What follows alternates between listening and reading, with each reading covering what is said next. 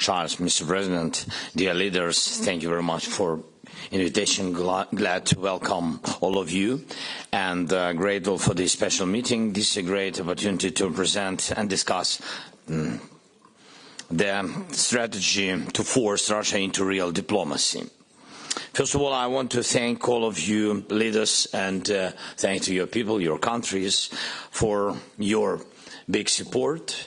Your unity is also a weapon, and it's a weapon that means one thing for all of us: safety.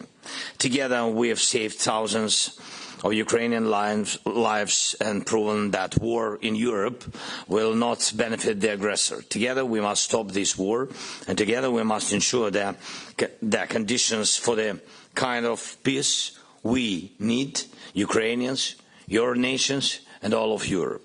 And let me remind to all of you, this summer we held the, I think, successful peace summit. More than 100 countries and international organizations have supported it, and it's a clear path to restoring a just peace based on the UN Charter. We must hold a second peace summit that will put an end to the war, and we are preparing peace formula framework that includes all the aspects of peace restoration. There were already 4 meetings on peace formula points, and today the 5th one is taking place. I am grateful to France for hosting today's meeting. It's nuclear security. And in November we will come up with full-fledged document based on the peace formula, all the 10 points, and we'll share it for all, including Russians at the peace summit. But how we all can make Russia ready for real diplomacy and force it to just peace? That is the real question. This is what the victory plan provides the answer for. Our people in Ukraine are doing everything they can to defend our state and independence. And I am proud of our soldiers who are holding the front under incredibly difficult, tough conditions. They need more strength because Putin is preparing his own reinforcements to continue the war, not end it. Of course, Putin wants to match your country's ammunition production by next year. And he's getting help from North Korea with shells, equipment, now even people. And plus Iran. Unfortunately, we are receiving signal that China is still actively helping Russia drag out this war. And we have clear intelligence data. We need to strengthen now. The victory plan is designed for this moment, and I urge all of you to help make it happen. If we start now and follow the victory plan, we can end this war no later than next year.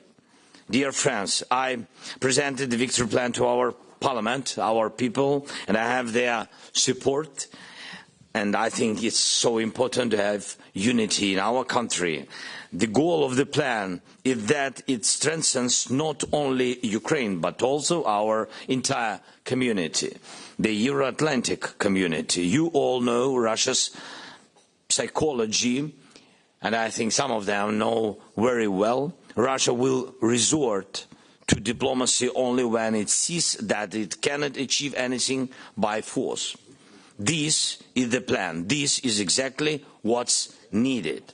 And we must create the right conditions to end this war. First point of the plan, alliance. Ukraine is a democratic nation that have proven it can defend the Euro-Atlantic region and our shared way of life. And for decades, Russia has used the geopolitical uncertainty caused by Ukraine not being in NATO. Now, the fact of an immediate invitation to Ukraine to join NATO would be decisive. Of course, membership would follow later. Putin just must see that his geopolitical calculations are worthless. And an invitation now with membership later will have no political cost. It's a strong decision that requires nothing but determination. Moreover, yesterday in our parliament I said that the invitation now symbolizes much more than just NATO, and it's true.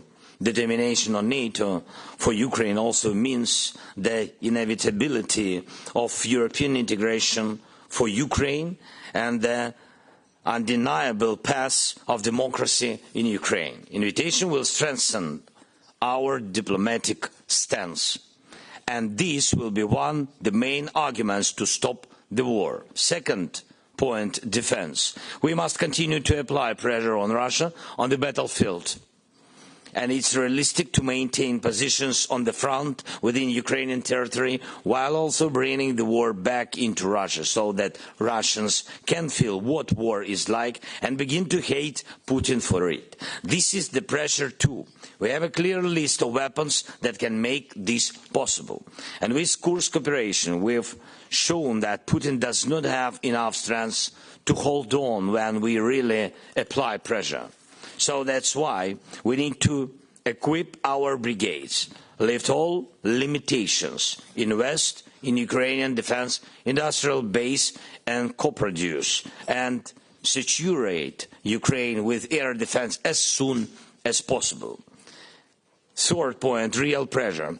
We propose placing on Ukrainian land a deterrence package that would either force Russia to participate in real peace negotiations or allow for the destruction of their military targets. It's the peace through threats approach for this point. And it's about the appropriate missile package.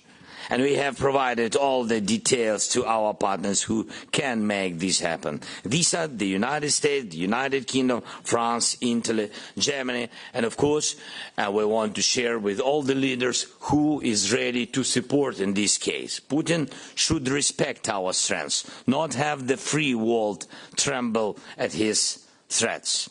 And we can use the deterrence package only if Russia does not stop the war. Fourth, Ukraine has critical resources worth trillions of dollars, and Russia wants to take them. And this includes titanium, uranium, lithium, graphite, manganese, and much more that should not fall into Russia's hands, nor into the hands of its allies. Enemies of the free world must not gain any advantage in the global competition. Ukraine proposes to key partners, the EU, the United States, and our mutual global partners to make a special agreement on protecting Ukraine's critical resources, joint investment, and directing the relevant economic potential for our shared growth. And this agreement must include sanctions strong enough so that Russia cannot outplay us. And fifth, after this war, we will have hundreds of thousands of soldiers with modern combat experience equipped. And we propose supporting your strengths with ours by replacing some of American contingents with our soldiers, especially in Europe or where we agree to, allowing the US to do more in its priority regions in the Indo-Pacific or anyway.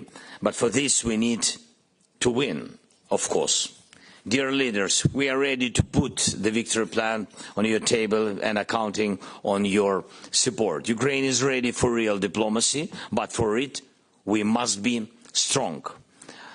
Forcefully imposed truce instead of fair peace never provided security. Nobody is happy when the war is brought back.